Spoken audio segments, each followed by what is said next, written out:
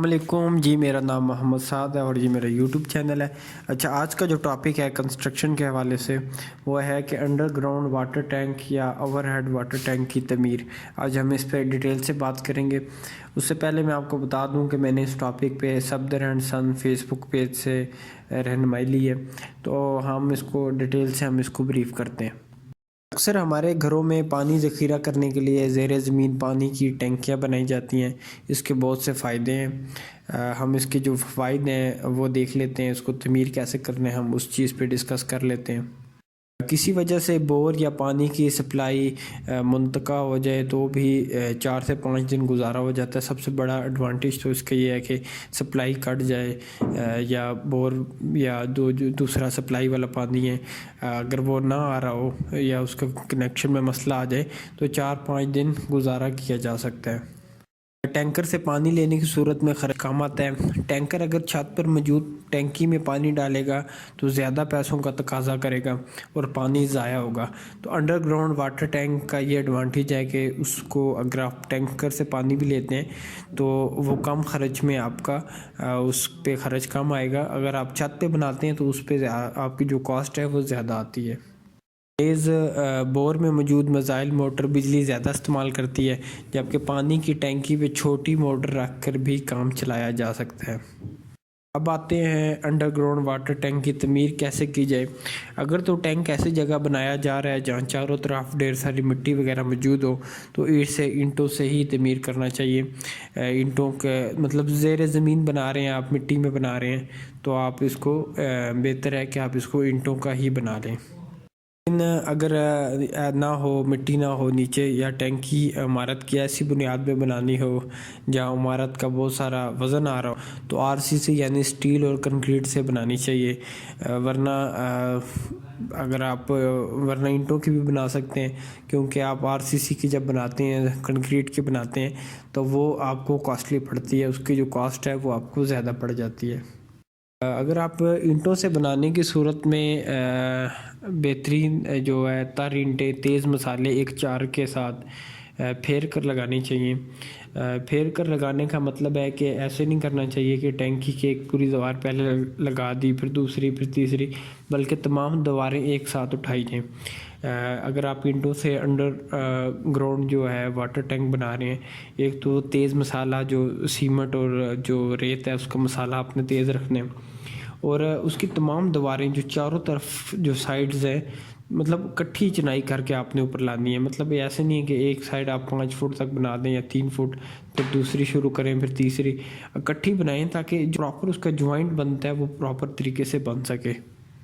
जब ईंटों की चिनाई मुकम्मल होने के एक दिन बाद इसे अच्छी तरह पानी लगा के तेज़ मसाले यानी इसमें भी तेज़ मसाला रखना है एक चार का, उससे प्लस्तर कर दिया जाए और इस पर झाड़ू फेर दें ताकि लाइनें सी बन जाएं।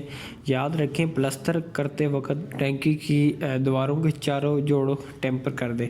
टेम्पर मतलब होता है कि यूँ जिस तरह होता है ना, अब एक 90 डिग्री पे आपकी दो दीवारें मिल रही हैं तो इसको थोड़ा सा हम टेपर करते हैं, जिस तरह गोला बनाना भी इसको कहते हैं। उस तरह उस पर यह है कि एक तो उसकी टेक्निकली स्ट्रक्चरल जो है उस पर प्रेशर जो है ना वो रिड्यूस होता है। ये जो टेक्निकली उसको देखा जाए तो उसको आप चारों जो जोड़ हैं उसके उनको आप टेम्पर कर दें। जबकि फर्श पर भी एक्स्ट्रा 3 इंच कंक्रीट कर दें ताकि दीवारों और बुनियादों का जोड़ मुकम्मल महफूज हो जाए। अब आखिर इस प्लस्तर शुदा दीवारों पर ज़ीरो साइज़ की सफ़ेद दानों वाली चिप्स कर दें। इससे इंशाल्लाह ये मुकम्मल वाटर प्रूफ हो जाएगी और कभी भी पानी रिसने की कंप्लेन नहीं होगी। जो उसका फ़र्श होगा उस पर आपने 3 इंच की एक्स्ट्रा कंक्रीट करनी है ताकि दीवारों और बुनियादों का जोड़ मुकम्मल महफूज हो जाए, कहीं से लीकेज ना हो।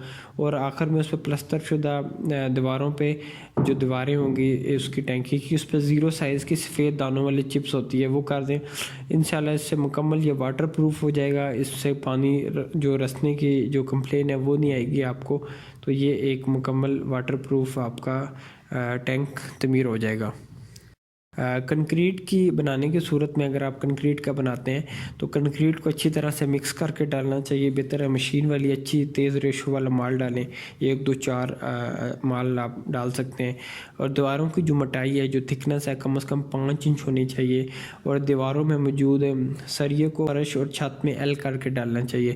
مطلب اس کا ایک ہوک نیچے جو بیڈ ہے اس میں کنکریٹ کا اس میں ہو اور ایک اس دیوار میں ہو, جبکہ دیواروں میں موجود لڑی کو بھی کم از کم 1 فٹ کا ایل لگا کر دوسری دیوار کے ساتھ جوڑ چاہیے. مطلب سٹیل کو اس طرح اسٹرکچر ڈیزائن ہونا چاہیے کہ دیوار اور نیچے فرش کا جوائنٹ ہو, اور دیواروں کو آپس میں بھی سٹیل سے جو ہے نا ایل شیپ میں اس کا جوائنٹ دو. مطلب ایک سٹیل ہے اس کو یوں ایل شیپ میں موڑ کے آدھا اس دیوار میں اور آدھا اس دیوار میں چلا جائے گا. آخر میں چھت پہ موجود ٹینکی, جسے اوور ہیڈ واٹر ٹینک بھی کہتے ہیں, اسے کسی صورت بھی اینٹوں کا نہیں بنانا چاہیے.